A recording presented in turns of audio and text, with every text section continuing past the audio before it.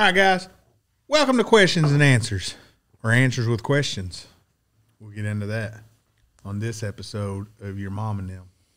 All right. So we're just going to get right into this shit. Oh, there's two of them here? Skip it. No, I'm just kidding. Hey, guys, I'm not working. Oh, that's all you. Hi, guys. I'm up to 9 months of working with an Army recruiter to find out if I'm qualified or not. Why the fuck is it taking that long to figure out if you're qualified or not? He's not qualified. I require waivers, but nothing extreme. Tried contacting recruiting command and nothing changed. I've also worked with 3 other Marine recruiters, and they seem to be cherry picking. Any suggestions? To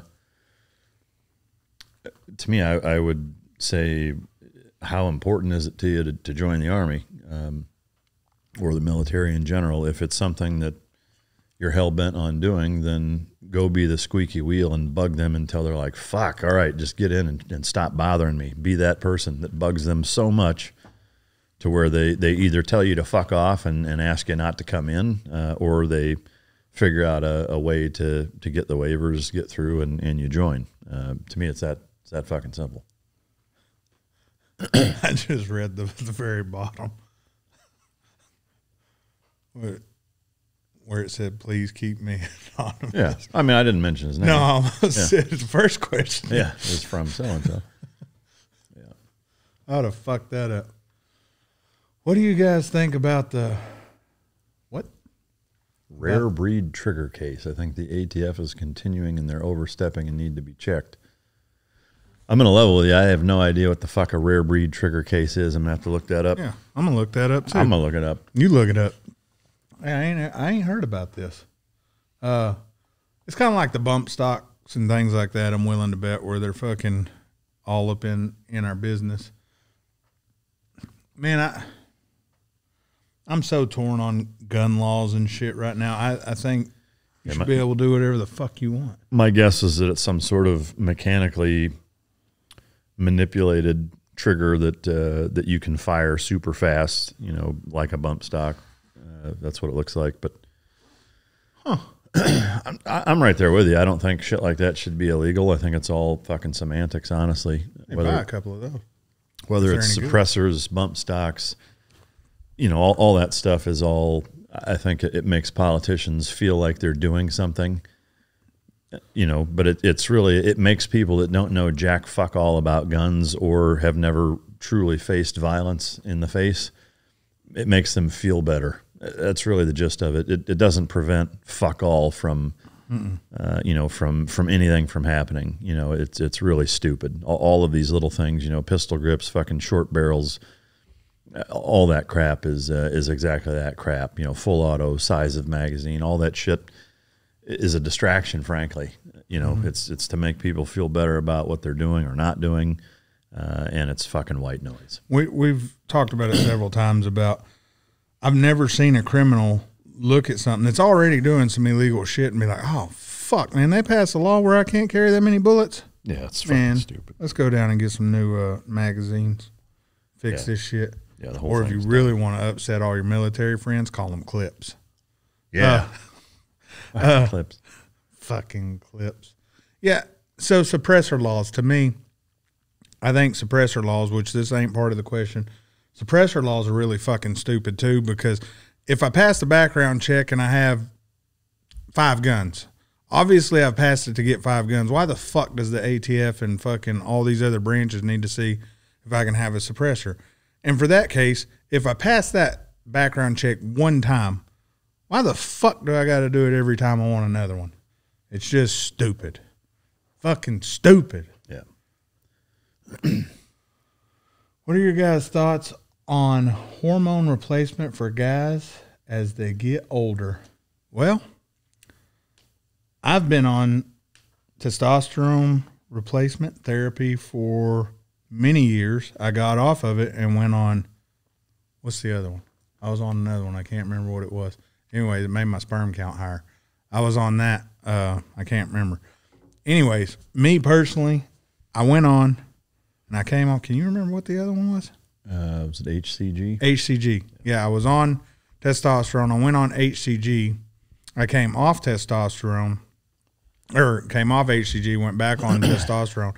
And me personally, I'm pulling back off testosterone until I can get with a proper doctor that can do it right.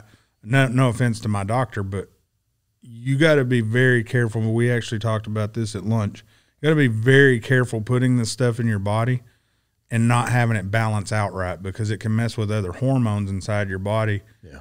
And how you feel now, when that gets out of whack, multiply that times 10, because it's horrible when your testosterone levels and your estrogen levels start fighting each other. And that's great if your levels are good. Yeah, I mean, my take is I think it makes sense if you need it. You know, if you get blood work done and your natural levels are low, irrespective of age, because I know, you know, some guys in their mid-40s are at good normal levels, and some guys in their late 20s are on the floor. You know, there's a lot of factors that dictate whether or not, you know, your testosterone is where it needs to be, and a lot of your hormones, pituitary gland, human growth hormone, you name it.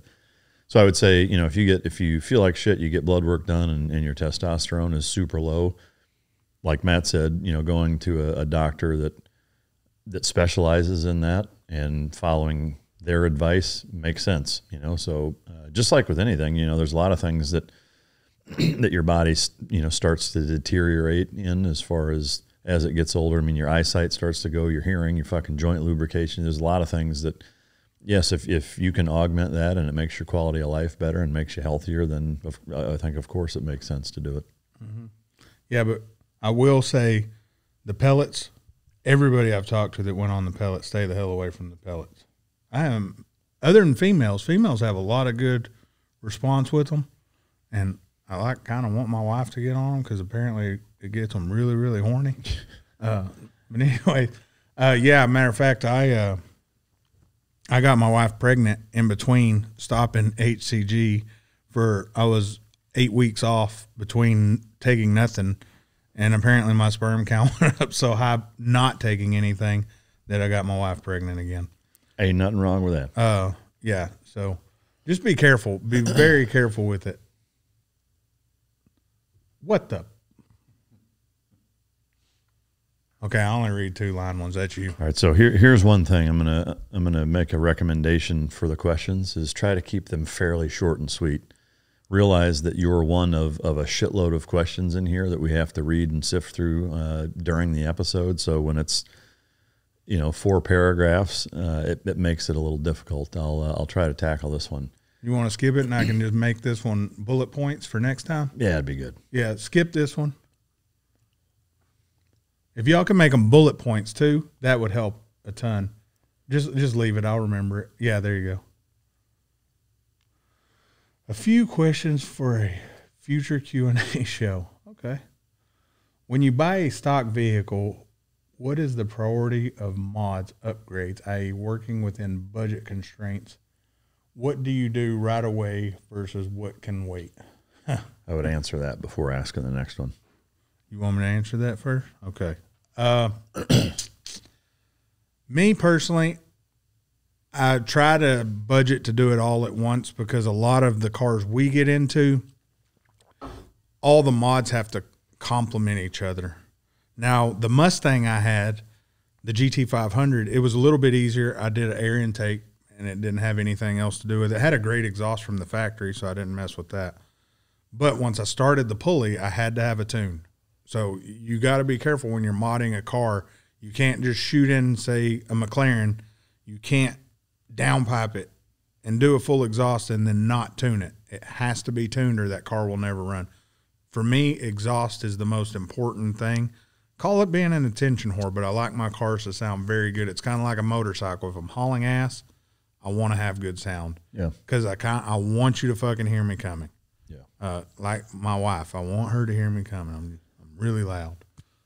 For me, are you done? No. Yeah. For me, it depends on the car, you know, because what a priority is in one versus another is not necessarily going to be the same. I agree in that for me, it's kind of an all or nothing thing. Like if I'm getting a car and from a budget standpoint, I can't swing doing all of the things that I want to do right out of the gate, I probably wouldn't get the car. I would either wait until I had enough to when I buy it, I can, if it's exhaust, tune, whatever, then I'm going to probably wait until I can do all of those things right out of the gate. Because for me, it's frustrating to have a half done anything. I mean, that's whether it's a remodel in my house or fucking pick something. I don't like having things in stages. When I get something, I want it fucking done before I'm really messing with it. So that's kind of my take. Now, having said that, to generalize things, I think similarly, tuned downpipe is kind of the main thing. If the rims are really, really fucking terrible, then I'd put that into kind of that first category. I don't really give a shit about things beyond that, frankly. The car itself, for me to get it, it's going to need to already be kind of what I want. I'm not buy this and do a complete fucking rebuild and a new engine and a new paint job and a different wrap and all this other shit. That's just not for me. Like, if I'm going to buy something, it needs to be pretty close to where all I would need to do is one of those three things: tuned downpipe, maybe some different wheels, but that's really about it. And I'm a strange bird to where I want all my cars to mainly look like I touched it somehow. Yeah. Whether it's lubrication in the rear, anything.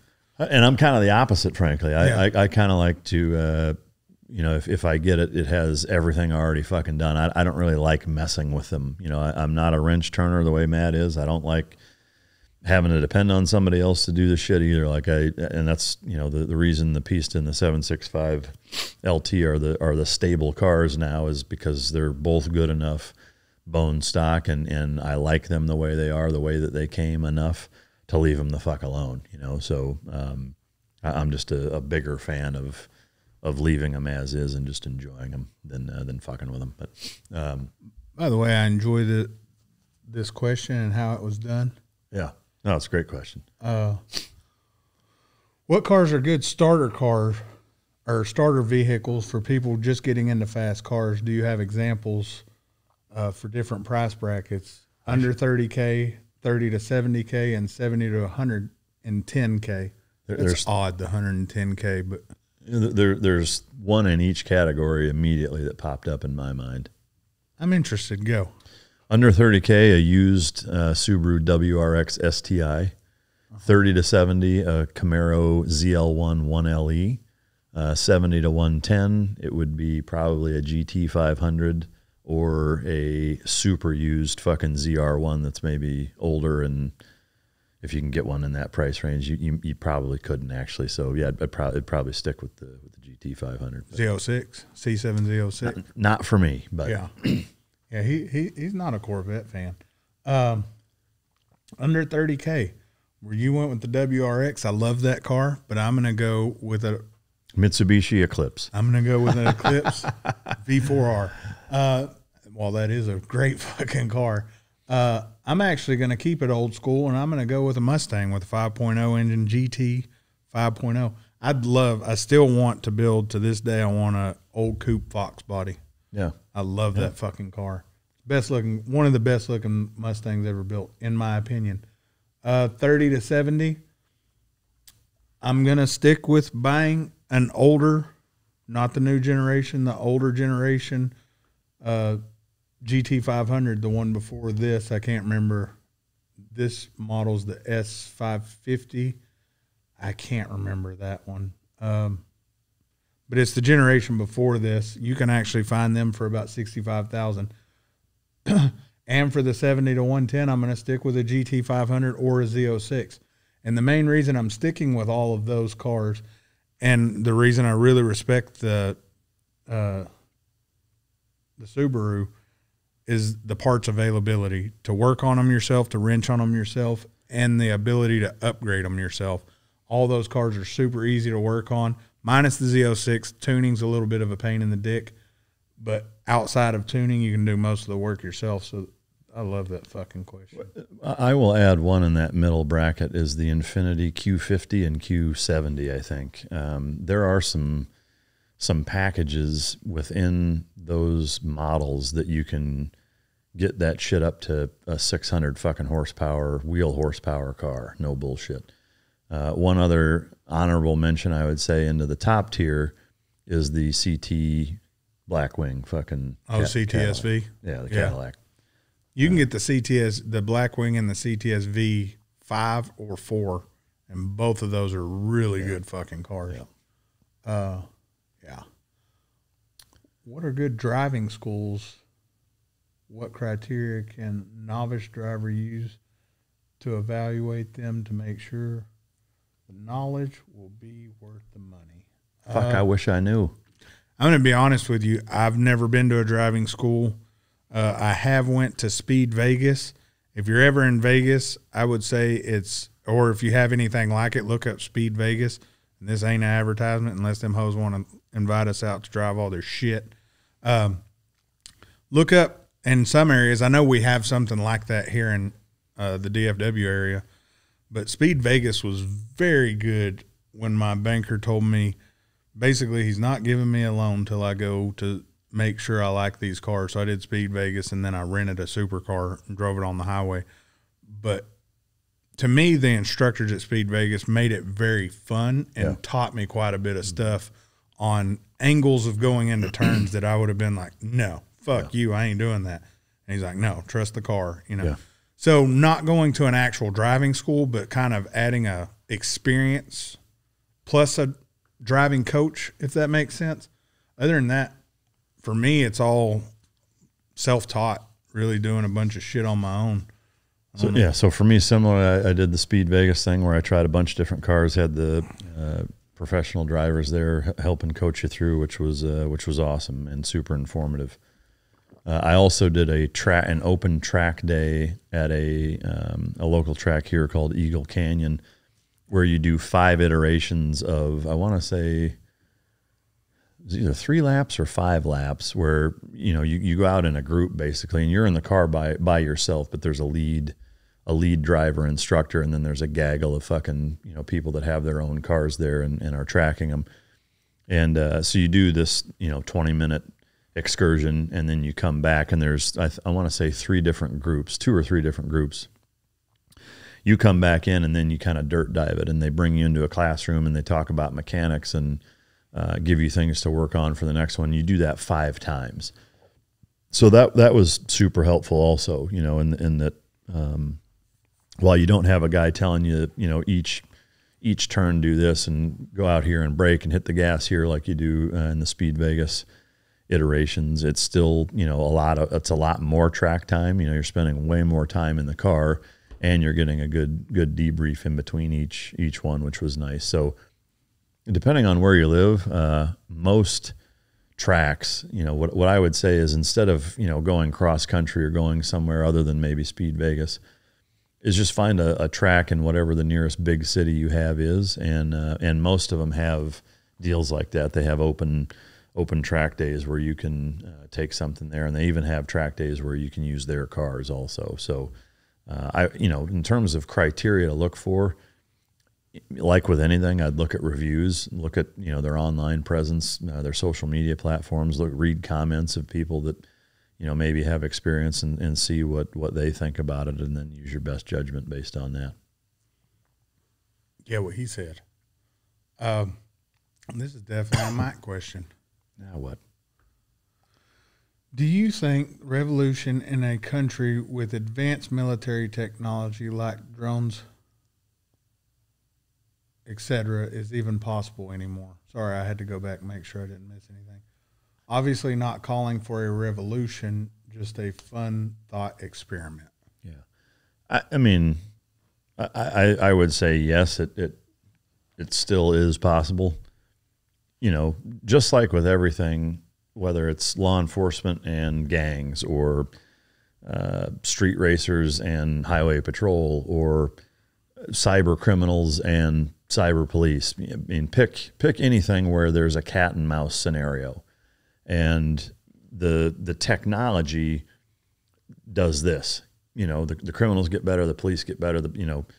It's the same thing here. Is that there are civilians that are super fucking talented with cyber attacks and hacking. There's drone pilots, civilians that are really good at it. So it, to me, that playing field is not really any more slanted towards a tyrannical government necessarily than it ever has been, because the civilian sector has, you know, that same capability, you know. So yeah, I think it's still possible. It's just you gotta know the right people, I guess. But yeah. Next question. Next mother effing question. What do you guys think hybrid concept? Sorry, I'm having hell reading the white today. What do you guys think hybrid I'll read it. Pick your choice of vehicle: Porsche, Ferrari, Audi, F-150. Gut the stock driveline and install a Chinook APU, compact, high-efficiency turbine engine driving a generator. Install a high-horsepower electric motor at each wheel. Only use minimal batteries for vehicle electronics and engine startup. This will keep the vehicle lightweight, 1,000 horsepower, plus very fuel efficient. Mike, thank you for your service. Matt, what do you think about InstaHeat tankless? This guy's like the jack of all questions. Yeah.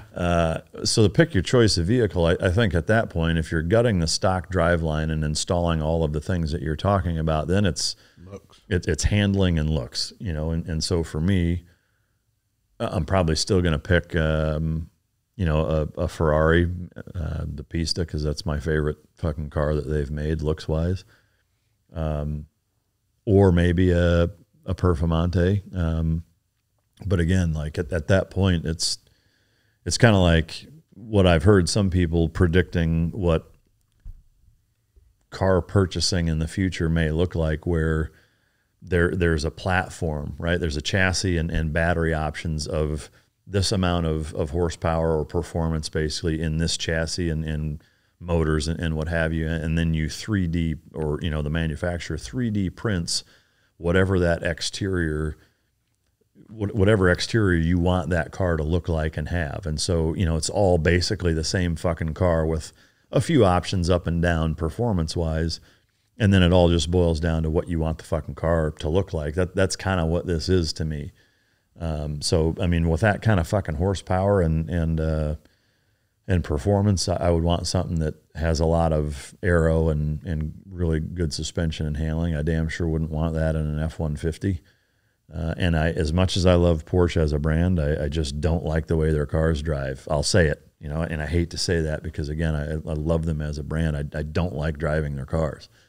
But so yeah, that's what I would do. Thank you for your thanking me for my service. And I don't know shit about. This is going to come off and make a lot more sense later on. Yeah. But I'd get the F-150 and run your shit over. Yeah, it would. Now, we'll see. Here's the thing, though, is that I'd get it up on step, and you wouldn't catch me in it with that kind of fucking. All I gotta do is wait for you to come home, catch you turning. No, I'm with you. I'm gonna go Ferrari. Well, I mean, it ain't up there, but Audi, Porsche. I'm gonna go on and say, fuck it. I'm gonna stick with the Performante. I'm gonna add it into there. If I have to pick out of those four, I'm going Ferrari, but if I can add one, I'm going to go with the Performante. Just because I think it'd be fun to. Yeah. They would actually be spec to spec pretty much. The Pista and there, we'd have 1,000 horsepower. Basically, it's an aero battle and driving. Yeah. That'd be fun. And tankless water heaters, I would not own a house without fucking tankless water heaters. If that answers your question, just make sure it's gas or propane. Hey, guys, enjoy the podcast. Keep up the good work. Thank you. And we enjoy you enjoying it. Right? Yeah. I've never spent any time around exotic supercars, and I'm curious. What is the lifespan? I'll read it. You need me to read that shit? You need some glasses. What is don't say is. Yeah, what the lifespan? I know what you're trying to say. What is the lifespan of these cars that actually get driven like y'all do yours? Are the Ferraris running around with 100,000 miles? Thanks for the good content. You're welcome. Our pleasure. And by and large, no. Most Ferraris and supercars don't get 100,000 miles on them. It's not to say that they necessarily couldn't. There have been. I remember when I was getting service done on the Pista last, I actually asked them, what's the most mileage you've seen on a Pista that's come in here? And they said 12,000. I've seen some with over 20 that are for sale.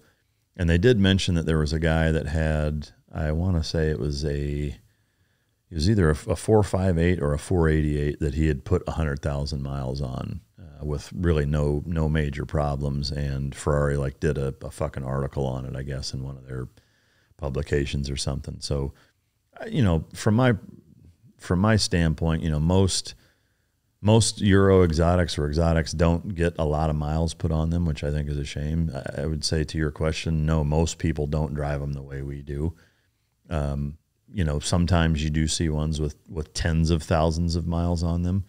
I've seen a few Porsches and a couple of V10s, whether they were R8s or Huracans, that had, you know, 40, 50, 60,000 miles on them, but that's pretty rare. You know, again, it's not even that they can't take it. It's just, you know, most people don't put that kind of mileage on them because they're too worried about devaluing the car, et cetera. But yeah, I'm going to agree with you. The highest mileage I've seen, I know there was 100,000 mile. It may have been 150,000 mile Huracan that sold, and it was a rental car from Royalty. And that thing was rented out and hardly had anything ever done to it outside of service and shit like that, service tires and things like that. Yeah. But we've said it many times that engine, as far as we know, is pretty damn bulletproof. Especially if you're keeping it stock. Yeah, keeping it stock. And I'm trying to think what's the highest mileage one I've seen with the supercharger on it. I want to say I've seen one with like 43 or 48,000 miles on it, but I think it was an Audi. Yeah, I've seen some with in the 20s. Yeah. Thousands, but hell, the one I bought, my first Huracan, it was supercharged. I got it with 23,000 miles. No shit. And it was supercharged for probably 15,000 of those miles. And then I put 5,000-6,000 miles on it. I drove the shit out of that car. Yeah. All right, next question. I know what it is. Every time I look over, that fucking light fucks with me. Oh, yeah. Car questions. I like it. What race or matchup victories shocked you on Hoonigan's YouTube? I'm not going to lie to you. I've only watched a couple of those. And with that chick driving that car, the Hoonigan, I can't remember what it's called. The Hoonicorn? The Hoonicorn. That fucking car's built badass. There's not much that's going to fuck with that thing. I haven't watched many of them. I'm going to be 100% honest. I watch enough of our channel where I can talk to you guys in live chat when they're on, and I watch Mike's show to do the same. Other than that, mostly all I'm doing is researching new stuff out there, new cars. And with today's news, I'm watching a lot of news lately. You watch a bunch of that? Not a bunch. Similarly, you know, I've seen a handful of them, and similarly, I was like, Jesus Christ, that thing is a bad motherfucker. I mean, it kicked the shit out of a Plaid, you know. So, yeah, I mean, like, I don't see much hanging with it that's no better, you know, that I've seen, you know. But, yeah, I mean, it's impressive to say the least. I'd love to know what all is done to that. I'm sure he's, you know, public about it, but I don't know what. Yeah, it's all-wheel drive, twin turbo. It's a bad motherfucker. And I think his daughter's driving it now, right? Yeah, I saw one. In fact, I think that was the Plaid race where I think she was driving, and she's like 14. Yeah, driving motherfucker. Her reaction time's fucking nuts. Yeah. Do you guys have a pack such as a get-home bag or fire extinguisher in your car? I do not. I guess the closest I have to a get-home bag is, hey, Mike, pull over. I need a drink. Yeah. Because he normally has a cooler in his car. Yeah. I always keep, I mean, I have a fire extinguisher in both of, no, I guess actually just the Mclaren has it. What I do keep is a first aid kit, kind of a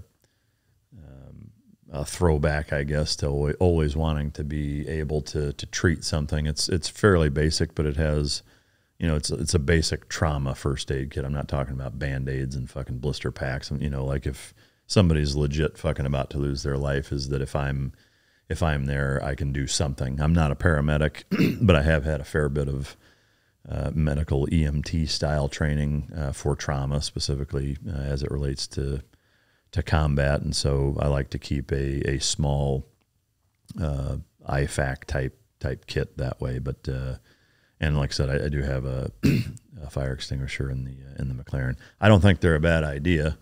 I have mixed feelings on it in that, like, if the engine bay fucking starts on fire, like I'm pulling over and getting the fuck out of it, you know, am I going to sit there and try to save the car? Honestly, probably not, because it's right by the fucking gas tank.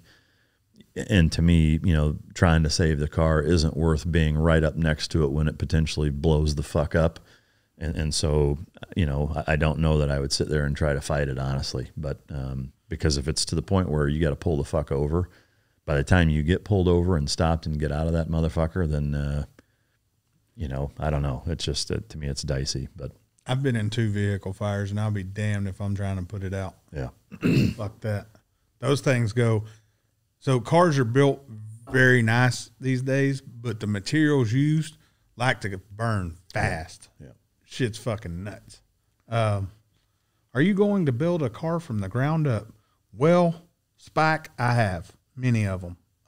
If you go find me on Instagram, I've helped build over 60 SEMA vehicles and multiple magazine trucks. So yeah, I have, keep in mind, there's a shop in Oklahoma that does most of that. And, yeah, I've had my hand in designing quite a few of them too. So it's fun. How about you? For me, it's a resounding absolutely not. And I have no desire to either. But I have seen his face when I rip into our $200,000 to $300,000 cars like they're. And that's when I'm like, well, I'll see you later, because I don't want to watch that. Hey man, I gotta go. Are R34's overrated? To me, that's subjective. I mean, to me, like the Skyline, to me, it's overrated, but that's just my opinion. You know, to somebody who that's their favorite fucking vehicle ever, obviously it's not. You know, so I think really with any vehicle, asking if it's overrated is subjective to, you know, what that person thinks about it. But because I'm going to agree with you on that, because R34 is a really good car, and like you said, if it's somebody's dream car, they may never want to get above an R34. That could be their pinnacle car. Cars that people would see as overrated, Performante. People will look at that and be like, dude, you could have bought a GT2 RS. Yeah. I mean, it's the same with anything. It's all budget related and what your pinnacle car is. Have either of us hit our pinnacle car? I think for the time, yeah, but we're both so fucked up that time may last 6 months, may last a year. We don't know. Yeah. That's a long ass question. So the gist of it is you and your wife are getting divorced. Fuck, I can't even read all that. That's a lot. We may ask you to bullet point that, you know, just get to the gist of it. Yeah, you know who you are. Go on and re-ask that in a lot shorter form, please. Which I didn't say I was going to do it. What would you rather have? Bitch, you got the shit right in the middle of it.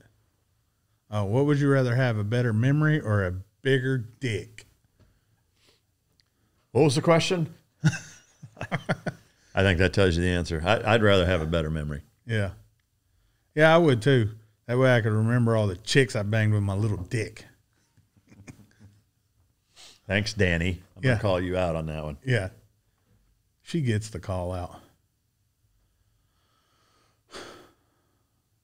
Mother. Okay. Trying to make sure that I end on the question.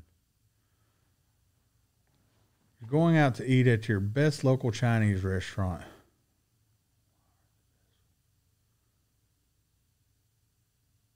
What are you having? For all three. What? Or what are you having? Oh, this is for all. Okay, me and Michael answer that. Best Chinese restaurant. Well, I'm going to have an egg roll. I'm going to have combination fried rice. Fortune cookie don't count, does it? Your fortune cookie reads, "Help, I'm being held hostage in a Chinese fortune cookie factory." So then I'm going to need that fortune cookie for my third so I can have that. Got him. Yeah, I'm fucking confused reading this a little bit. Other than what would I get? For me, I got to go with orange chicken. Like orange or orange peel chicken's probably my favorite in a Chinese chicken. See, that's all depending on where I'm at. Yeah. I've had it where it's shitty. Yeah, I mean, if you're saying best local, yeah, you know, then Panda Express. then yeah, to me, orange chicken is pretty fucking good. I mean, who doesn't love a good fried rice, chicken fried rice too? But it'd be one of those two. Yeah, and I can't even fucking wrap my mind around what you're asking. And the other one, yeah, me neither. I heard others ask both of Yin's guys. That's a Pittsburgh thing. Everyone has a, you know, my next tattoo will be. What is your next tattoo? So here's a classic example. As much as I appreciate the canner and the dialogue, if you just said, if you're getting any other tattoos, what would your next one be, for brevity's sake? But I do appreciate your Pittsburghese. But for me, nothing as of right now. You know, I'm a big proponent of whether it's tattoos or getting in shape or not, or doing this or that, or making changes. Like New Year's resolutions, I think, are lame and bullshit. Like if you want another tattoo, go get it. For me, there isn't anything right now that I want. If there was, I would go get it. But so yeah, for right now, I don't plan on getting any more. I'm open to getting more if something comes to mind that strikes me as like, fuck yeah, I need that, then I'll go do it. But yeah, as of right now, there's nothing. Yeah, I'm the same way. If I want a tattoo, I just call my artist and tell him, hey, dude, I want a tattoo. Nothing is, wow, I need that right now. One day I'll finish doing the background, but that's just background stuff. Shit, I may not even ever fuck with it, honestly. 'Cause the older I get, these fuckers start to hurt. When I was young, I was like, man, yeah, I can go 10, 12 hours, whatever, bro. Yeah, that's what she said. Yeah, she really did. She was like, man, when we first got together. Hey, gentlemen, ask a couple well, whatever. Do either of you use beard products? And if so, what do you recommend? I don't. I do use a beard comb. I don't know if you'd call that a beard product. I don't put like oil or wax or anything. I've tried a lot of different ones, but I just don't. I don't fuck with it. Like I said, I do have it's a sandalwood scented wood fucking beard comb that, like, when I first get up in the morning, you know, I may use that just to comb it out a little bit, but that's it. If I shave like up here and my neck, I have like aftershave that I'll fucking massage into that and my face. I'm trying to think of what the fuck. I don't even know what brand it is though. It's nothing crazy. Like it's just whatever. It's aftershave, but that's it. Like I said, I don't use any of there's a million fucking beard oils and shit out there nowadays. But yeah, before I started wanting to be surprised by the questions here, I read this one, the very first one, and I sent him the brand of what I use. I prefer not to put it out over the air. I'll put it in the live chat for you guys, but I do use a certain shampoo and conditioner, mainly because it makes my wife horny. And similarly, I use a comb and a brush. The reason I use the beard brush, it's kind of the dry skin and shit, but the conditioner helps a ton. Conditioner and lotion will help with the dry skin behind the beard. And then the comb works great. Other than that, that's all I really do. Because I'm already washing my damn hair. And I got to condition it so when the wind's blowing through my shit and I'm doing some Fabio shit, you know what's happening. As a Canadian who is a dual citizen and looking to move his family to the States, what state would you recommend and why? I'm going to say California. Or New York. Yeah, or New York. Those are good. Maybe New Jersey. Background, I'm looking to move into the dog training world, but I also have a journeyman plumbing ticket. Damn. Yeah. So you could hire him one day. It's the hybrid. Hybrid. I mean, for me, so Texas is obviously a good state, or neither of us would be here. But I will say it's testing my patience population-wise. Mm-hmm. There are too many people in the Dallas area anyway. And I think it's really that same way in Houston and Austin and San Antonio as well. It's just so many people have moved to Texas in the last few years that it's getting to be where it makes me not want to live here anymore. And I hate to say that, but that's the case. Like, the traffic is so fucking terrible everywhere, all times of day, that it makes it hard to not be frustrated with it all the fucking time. Montana and Idaho, Wyoming, like within a couple hours of Yellowstone is a really good place to live too. However, if from a, if you're not retiring here and you have, a pension or an income that without having to get paid on a regular basis, since that's not the case, and you want to do dog training and you have plumbing as a kind of a mulligan, then, to me, you've got to live near or in the outskirts at least of a big city. That's the reality of it, and that's for both, right? Is that, like, if you want to be a dog trainer, but you want to live on a ranch in Montana, there's not a lot of dogs you're going to be training out there. Conversely, there's not going to be a lot of plumbing work out there probably either, so you're going to need to pick a decent sized city. And in that case, obviously Dallas is not bad, but you're also going to have a lot of competition in both. So it's a double-edged sword. So those two places kind of stand out for me. Nashville and Knoxville, Tennessee are good places also, I think. There's parts of the panhandle of Florida that I think could be all right for both those. The weather's pretty nice year round. Really wherever the terrain is that you like, I'd find a decent sized city in that terrain and area that you like and move into the outskirts of there so that you're close to do dog training and plumbing where there's going to be some business to be had. And then I'm going to break your heart on the plumbing thing. In Texas and California, being a licensed plumber in any other state does not matter. You would have to come here and get 4 years as an apprentice before you could even become a journeyman plumber again. So you'd start out making $12 to $15 an hour till you had your 4 years. That sucks. I would research. There are states that will let you bring your license from Canada down. Texas and California are not one of them. It kind of sucks, but they also have the strictest plumbing laws. What is the best car under $40,000? Everyday driver, no kids or family, bang for your buck. I'm still going to go with my Subaru WRX STI. 40 grand? For under 40 grand? I'm going to get a Charger Scat Pack. You can get that under 40 grand? Used. Yeah, I mean, I still wouldn't, but I would. Yeah. Because what if you want to bang a bitch in the back? WRX is hard. It's a 4-door. That is true. Skip that one. Yeah. Skip this, dude. I'm just kidding. What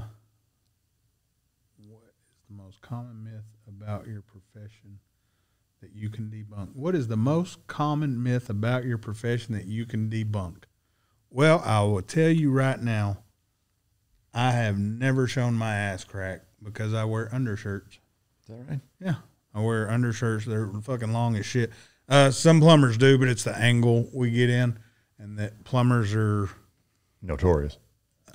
A lot of people think most construction are poverty-stricken fucking people with no education, and I'm going to tell you that's very wrong. I mean, it is a lot of dropouts and shit like that, but that don't mean they're dumbasses, and we get paid very well.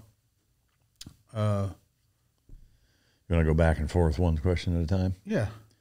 One is, what is one common myth? So not maybe the most, but one that pops out that I hear a lot is kind of the relying so heavily on breed, of saying like, oh, this breed is this, or this breed is that, or what have you. And breed is a good starting point, but it's just that. It's a starting point. I've seen really, really consummate textbook examples of every breed that are to their own standard, and ones that are abominations of that, and everything in between, you know. So from my standpoint, the American domesticated house dog is the breed, and the breed is a fucking paint job at this point. If the dog is not being selectively bred for traits outside of being a good pet, i.e. working, then they're really all the fucking same. You know, Rottweiler, Lab, fucking Rat Terrier, whatever. If they've got 10 generations of being backyard bred because they're good-looking, good pets, then they're not what they were originally fucking bred for. And if you try to use them for that, generally it's not going to pan out well for you. So that's probably the biggest myth that I think that I run into. I'm going to skip that next one and go to the third. Is that cool? Yeah. How has your family life been different than what you'd imagined? For me, I would say it's harder than you see growing up. Like, that's what I'm getting out of this question. I imagined, oh, fuck, when I grow up, I'm going to be a parent. This shit's easy. I'm not going to be mean to my kids, and I'm going to do this and this different. In reality, it's fucking hard. I mean, we say it all the time. Raising a kid, having a family, a structured family, it's a fucking job. And then if you have a hard job on top of that, you're just working all the time. So, to me, that's the hardest thing for me is it's damn sure not TV. Yeah. This shit's hard. Yeah.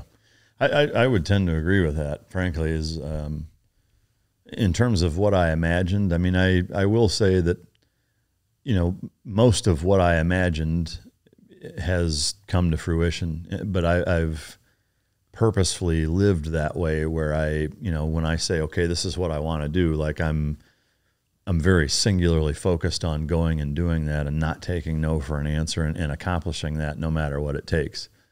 Similarly, though, along that path, there's been aspects to it that have been harder than I imagined. You know, not that I thought life was fucking easy, but again, as a kid, you have this perception that life is a certain thing, you know, or a level of difficulty that even in your, mid to late 20s, I don't think I know, is that, you see people in that age range that maybe feel down on their luck. And I'm speaking to Americans by and large. I'm not, saying the rest of the world, but it reminds me of something that actually an older seasoned teammate said to somebody that I was privy to their conversation, where this kid was like 23 and this Master Chief was like 40 something. And he was complaining about something, and the Master Chief looked at him. He said, I think he called him son, actually. And he was like, son, life has not even begun to fuck you yet. And that always really resonated with me, because I was like, well, this guy is pretty fucking seasoned dude, and just the way that he said it, it was a very powerful moment that I'll just never forget, but it's absolutely true. As you become an adult and you realize something as simple as, wow, I used to go into my fridge and ketchup was free, and now it's fucking $6 for a bottle of ketchup. Like little things that you took for granted growing up that were just there: power, heat, fucking water, a toilet that flushes, a working vehicle that your family has, things like that you never think of because they're just there. And then you go out and now you have to pay for all of them. Is something that in that same kind of vein is different than what you imagine that way. But it's also something that, once you get into your 20s and you move out for the first time and something bad happens and you're like, holy fuck, this is as bad as it can get. As you get older and you have kids and you get past your 20s and you're into your 30s and you're past your 30s into your 40s, you start to realize that life is a real motherfucker sometimes, and the prospect of, well, it can't get any worse is a farce, because it can always fucking get worse, and as you get older, you see things that and you notice things and your perspective changes on certain things that are pretty fucking tough to deal with, and you just have to get through them. But I don't have anything for the next one. You got anything for that? Not that I would share. Yeah. But what was your childhood nickname? I didn't have one. Mine was asshole. Was it? Yeah, my dad. Come over here, you little asshole.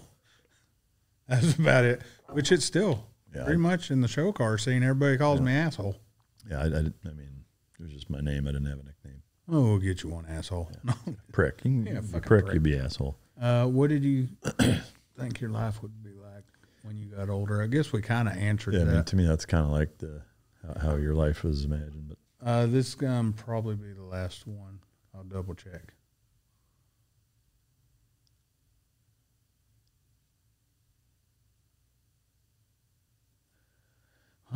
I'll read it, I guess. Mike once told a group of us at a car meet the ability to autofellate, I think you mean autofellatiate maybe, if that's a word, I don't know, while driving still constituted roadhead. Was he bullshitting us? I don't consider jerking off while driving roadhead. If I said that, I was wrong or I was joking. I don't remember saying that, but no, snapping your rod while you're driving by yourself does not constitute roadhead. Getting blown while driving constitutes roadhead. But you told a group of people that at a car meet? I mean, again, I'd love to know what car meet this was at. I don't remember ever having that conversation. I mean, because I've been around you for a lot of shit, and I've never heard it go this way. Yeah, I mean, I don't know. That's why I can't leave you alone. I don't remember saying that, but if I did, no. And I knew I couldn't leave your ass alone. Go to that one. Yeah. Okay, where is Rohan? I haven't heard his voice in the last 3 weeks, and he was always talking before, so is he gone now? Well, yes. I wouldn't say the last two people we got rid of because we were like, oh, fuck these people, they suck. Matter of fact, Rohan's wanting to go to college to do other things, and he was starting to apply. We were in the midst of doing things that professionally we needed stability, and instead of waiting, we chose to do it all at once to where we could do what we were trying to do and have stability all at the same time. That's the best way I know to say it. Yeah, I mean, so to me, it's one of those things where there are certain things that we are cool with sharing and certain things that we're not. To me, this is one of those things where, why we do some of the things that we do logistically, personnel-wise, aren't necessarily or don't need to be public. Mm-hmm. But it's also why with the new producer, there's a lack of interaction that's on purpose because of that. Is that because that position isn't technically part of the show, and while I think there's a benefit to having a third voice, especially if it's contrasted to ours significantly. There's a benefit to that, but the reality is that's not a position in terms of being a part of the show. It's a position to facilitate the show and to avoid having questions like this. That's why there isn't involvement anymore, and I don't think there will be moving forward. Is to avoid what happened to so and so, because it's not, they're not co-hosts, they're producers, and that changes based on a lot of different things, and so to avoid having somebody different constantly coming in and coming out the way it kind of has seemed over the last year. That's why we're at where we're at. But we make all of the decisions we make for a number of reasons. Not all of them need to be shared, or do we want to share them. But so that's all I'm going to say on it. Yeah, and the new producer, his ass don't like to talk. I think he's deaf. I'm pretty sure. So I give him the finger all the time, like sign language. We do have time for one more. Right? I forgot to set the timer. Not that one. Go to the next one. That one. Do you think all the electronic gadgets such as adaptive cruise, lane departure warnings, blind spot warnings, automatic parking, and much more are taking the skill out of driving? Fuck yeah. Well, but I turn it all off. Yeah, I mean, here's my opinion. To lump electronic gadgets all together, yes. The ones that you mentioned, in my opinion, no. I don't think adaptive cruise, lane departure, blind spot, or automatic parking really do anything. It may be the automatic parking. Yeah. Adaptive cruise, lane departure, blind, like all that stuff, in my opinion, is fucking irritating and does not help me, especially the way that it's run. I'll give adaptive cruise as an example. That shit drives me absolutely fucking crazy, because when you're in, and I'm sure plenty of people have experienced this, but if somebody pulls out and, pulls over, or changes lanes in front of you, and all of a sudden your car slams on the fucking brakes, or, as you come up to somebody, you start to try to pass them, or as you start to pass them, it slows you way the fuck down because you're not completely over into that lane yet. And now, like, it's honestly more fucking dangerous than it is helpful in all of those cases. Now, I know you said, and much more. The much more in a car, like, we'll take the Pista. The electronic driver aids, and this is for motorcycles and cars, where it's traction control and slip control and drift control and things like that, absolutely take the skill out of driving, but in my opinion, in a good way. It just makes things safer without making them less fun. Especially Ferrari. Ferrari and McLaren, I think, have done a really, really good job of implementing electronic aids that still gives you a sense of playfulness and fun without being Porsche Carrera GT dangerous. And you can turn them all the fucking way off if you want, So, to me, those are a good thing, and I'm glad they're there, and I welcome them. The things that are supposed to make shit easier, it's like a bastardized version of the self-driving modes that exist on, say, Teslas, for example. I think they're irritating. They're more dangerous than anything in a lot of ways. And some of them are counterintuitive, like the lane keep assist, right? Not lane departure warning, but the lane keep assist that is supposed to keep it between lanes, like in my truck as an example. If you try to use that, I think it's after 15 or 30 seconds, it blinks, like flashes in the gauge cluster and says, put both hands back on the wheel. And if you don't, it turns off. Well, fuck. Yeah. Like, well, what's the fucking point of that then? It's like, we have to keep both your hands on the wheel. And if it senses that they're not both on the wheel, then it turns itself off. Like, how goddamn dumb is that? So anyway. I think there should be a law that blind spot monitoring should be in every fucking vehicle. Yeah, I think that's handy. I don't give a fuck what vehicle it is. A Pista, a fucking Lamborghini, a McLaren, they should all have fucking blind spot monitoring, especially in cars with fucked up blind spots. Yeah. I don't think that takes the skill away, though. No, I think it's an enhancement that helps the driver. Yeah. Automatic parking, never used it. Lane departure warning, fucking hate it. Adaptive cruise, fucking hate it. Collision warning, fucking hate it, because a lot of times it's wrong. Dude, I did that shit once going backwards into my driveway, and my shit was at it. That shit just slammed on the brakes. Yeah. Fuck that drives shit. You nuts.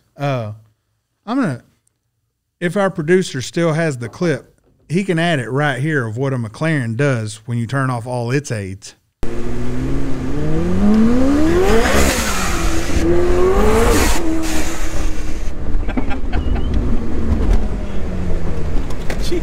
Jesus Christ.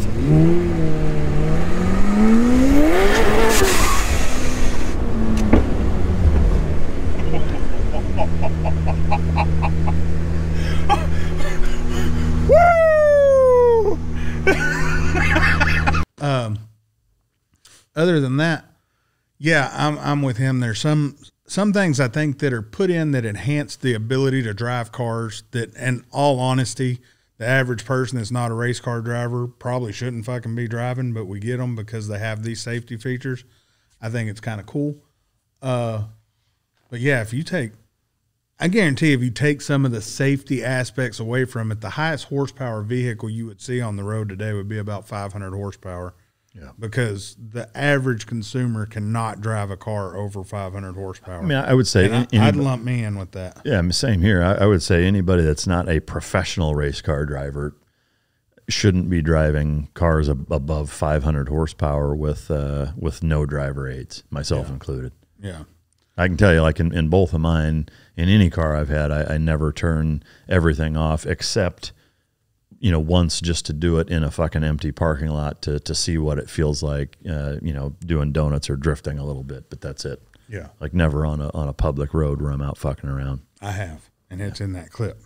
And it was horrible. Scared the shit out of me. Yeah. It was fun. I did it again. But I'm a little stupid. So, well, that's it for today's question and answers, guys. Remember, Ask.Uninfluenced@gmail.com and try to bullet point us. These last few were really good. I'm going to go in and try to adjust some of the other ones. Other than that, that's it. Peace, guys. See you next time.